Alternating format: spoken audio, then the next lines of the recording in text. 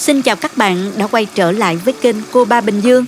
Hôm nay mình sẽ giới thiệu đến các bạn công thức làm sốt thịt ram mới của mình. Rất là thơm ngon luôn. Các bạn có thể ram thịt trên chảo hay đem đi nướng, mùi vị đều tuyệt vời. Thịt mềm và thấm, không bị khô, vị vừa vặn, ăn không hay ăn với cơm đều hấp dẫn. Công thức rất chi tiết và dễ áp dụng. Nào chúng ta cùng nhau tìm hiểu cách làm nha. Chúng ta có thể xem những thành phần nguyên liệu chi tiết, hình ảnh nguyên liệu cụ thể để thực hiện món này ở cuối video, hoặc tham khảo những dụng cụ nhà bếp mình hay sử dụng bên dưới phần mô tả của video. Đầu tiên mình cắt hành và tỏi cho vào cối.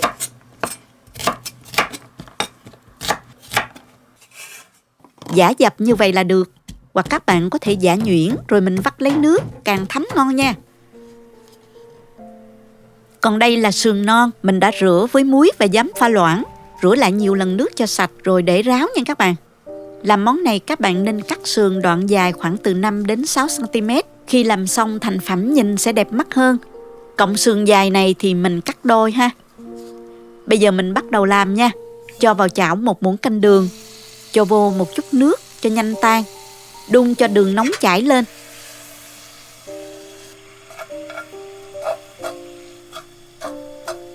Khi đạt màu ưng ý thì mình cho vào đây 3 muỗng canh nước, nấu cho tan ra là được, rồi mình tắt bếp. Lưu ý là mình thắng màu giống như thắng caramel bánh lăng vậy đó các bạn, chứ không quá đậm như là màu kho cá kho thịt nha.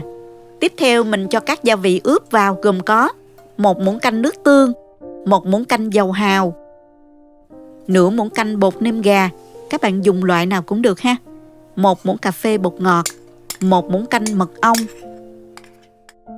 nửa muỗng canh nước mắm, 1 muỗng canh sữa đặc, 1/3 muỗng cà phê ngũ vị hương, 1/2 muỗng cà phê tiêu, 1 muỗng canh dầu màu điều, 2 muỗng canh nước sốt khóm. Sốt này rất thơm, giúp món ăn nhanh mềm, ngon hơn, hợp với các món kho, ram và nướng. Sốt này bảo quản được lâu nên rất tiện. Mình có để link bên dưới phần mô tả của video, các bạn vào xem nha. Khuấy lên cho đều. Kế đến mình cho thịt vào ướp luôn trong chảo nè.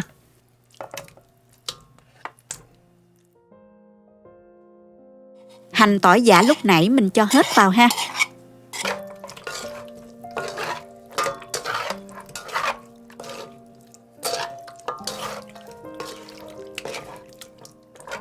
Dùng tay trộn đều cho thịt ngấm gia vị ướp. Có thể dùng tay massage đều. Sau đó thì mình cho vào 3 muỗng canh dầu tỏi phi. Nhớ dùng dầu tỏi phi hoặc là dầu hành phi cho thơm nha. Đồng thời giúp thịt không bị khô.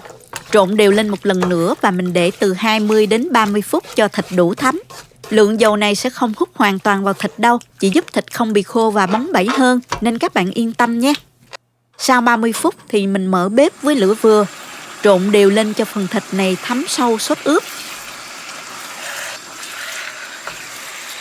Nếu thích cách mình làm, nhớ bấm like. Nếu video thực sự hữu ích, bạn có thể gửi ekip thực hiện 1 ly cà phê bằng nút Super Ten hình trái tim bên dưới video.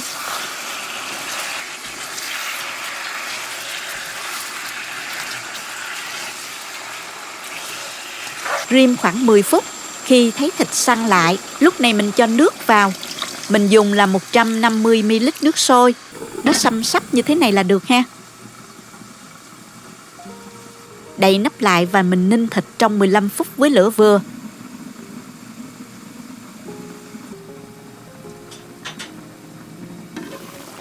Sau đó mở nắp, hạ lửa dưới trung bình và tiếp tục rim cho đến khi thịt rặt lại.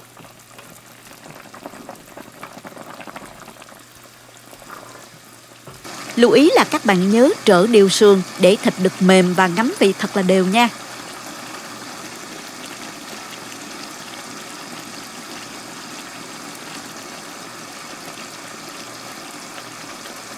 Sau 40 phút thì các bạn thấy xương rặt lại và lên màu nâu đỏ như thế này là được rồi đó. Mình tắt bếp luôn.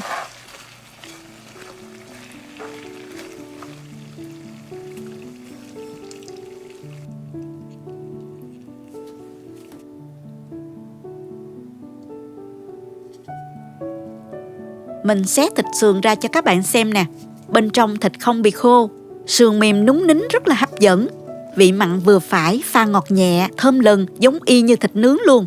Món này các bạn dùng với cơm tấm, thêm chút mỡ hành, đồ chua là ngon hết chỗ chê luôn nha. Chúc các bạn nấu và thưởng thức thật ngon miệng nhé. Cảm ơn các bạn đã theo dõi video. Nếu thích cách mình chia sẻ, nhớ gửi cho bạn bè cùng xem, bấm like và đăng ký kênh để xem nhiều món ăn mới của mình. Nếu thấy video thực sự hữu ích, bạn có thể gửi tặng ekip thực hiện một ly cà phê bằng nút Super Thanks hình trái tim ngay bên dưới video. Các bạn cũng có thể truy cập website cobabìnhdương.com để xem công thức nấu ăn dưới dạng bài viết. Chào tạm biệt và hẹn gặp lại các bạn trong video kỳ tới nha.